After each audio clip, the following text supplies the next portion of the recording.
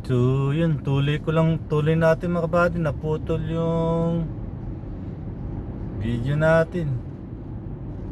Tumawag kasi si Broha eh. Hindi na, parang utot lang na ano.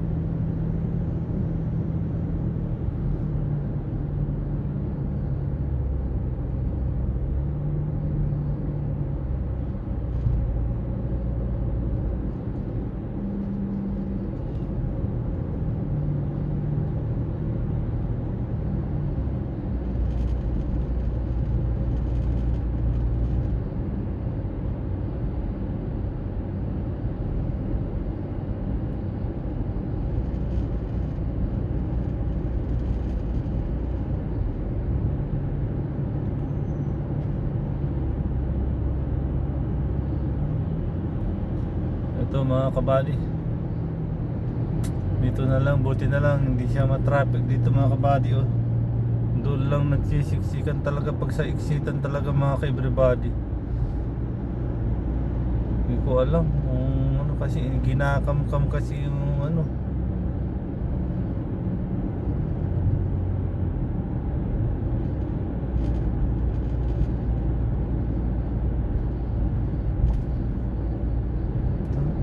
Ganito lang kaluwag lagi dati mga ka-everybody, ganito lang kaluwag ang takbo dati.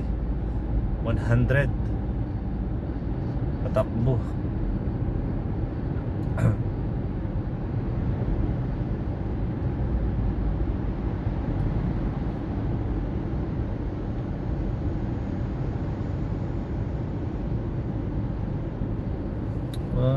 Sa lahat ng mag-a-apply ng mga family driver, talagang mga kababayan ko, sa tulang mga ka-everybody, marami nang nag-i-exit na mga kababayan natin dahil sa mga amo na dinadaan sa galit. Nag-uutos lang naman sila. Kala mo naman kung sila naman ma-demand ka ng gusto mong sahod, nakikipag-away pa. Hindi na lang sabihin na hindi ko kaya. Kung meron kang alam, maghanap ka na. Ganun na lang sana. Hindi yung kung ano-ano yung ipro-provoke nilang mangyayari. Tao lang naman tayo eh. Nagkakaunawaan.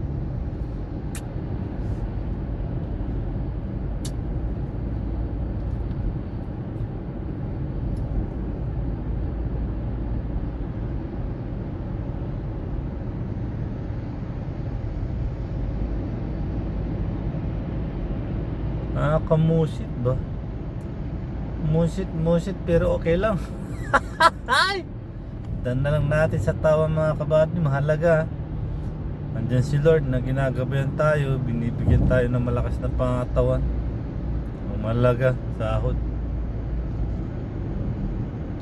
Wala namang trabaho yung mga ka-everybody, ka-everyone. Di ko alam kung bakit yung isip nun parang naguguluhan sa mundo. Kain, tulog, gala lang naman ginagawa ng mga amo ko na yun. Di ko alam kung bakit na kailangan tumaas yung boses niya, mainis, para lang magsabi na na minsan kasi yung mga kabady ayaw nilang naiistorbo. Dapat kung ayaw nilang maistorbo, huwag silang mag-utos.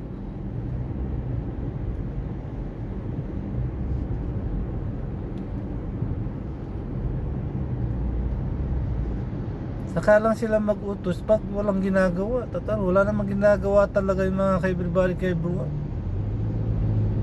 Kain, tulog, gala, gastos dun, gastos dito. Yun lang ang trabaho ng mga kabady. Di ko lang kung bakit nai-stress na mag-utos.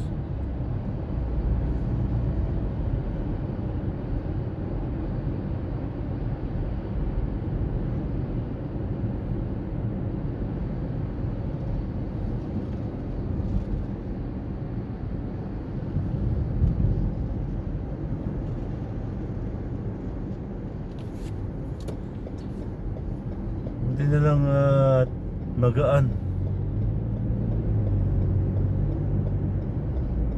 Kaya dito ko napili mga ka-everybody kasi alam niyo na, isang traffic light yung dadaanan ko lang.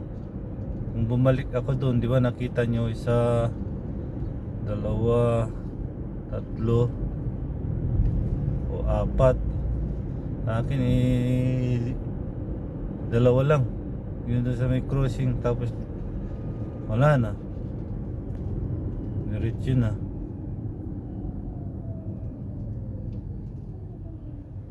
Ayan, kailangan din pong bigyan.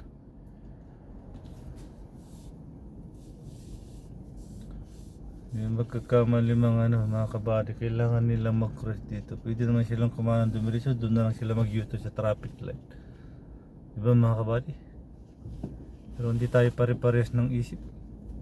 Ganun talaga.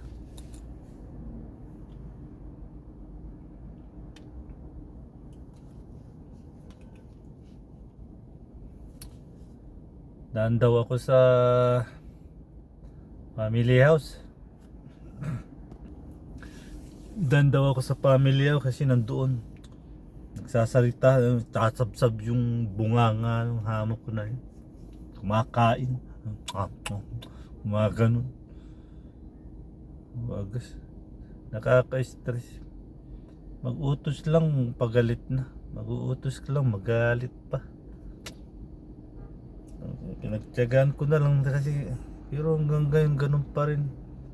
Hindi na ako minsan nabibisit na rin kasi ako rin.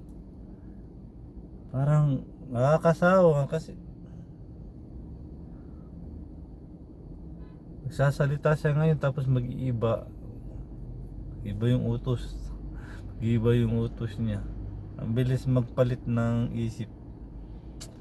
Kaya minsan nakakalito-lito, mali-mali yung yung kanina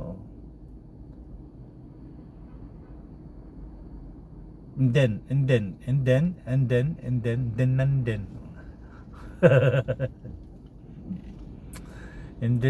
then tapos pag tinatawagan mo, isip niya kasi mga kabady, gusto niya yung mangyari na yung ginagawa, yung sinasabi niya na nagawa lang. Baliktad rin natin mga kabady para makita niyo, hindi lang yung pagmumukha ko na pangit.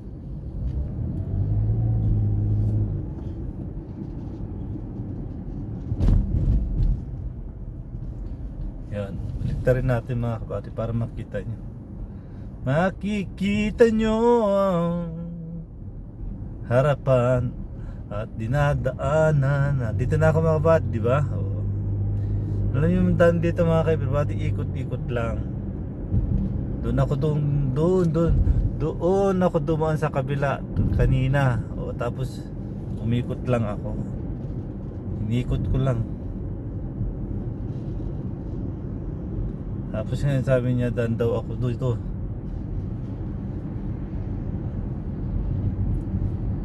Tapos i-miss call ko daw pag dumating na ako. Kailangan natin i-miss call. Ay, grabe naman yung lalaki na yun. Hindi man lang niya maisiglot yung sintas niya, sapatos niya. Yung pabang babae talaga. Sana all.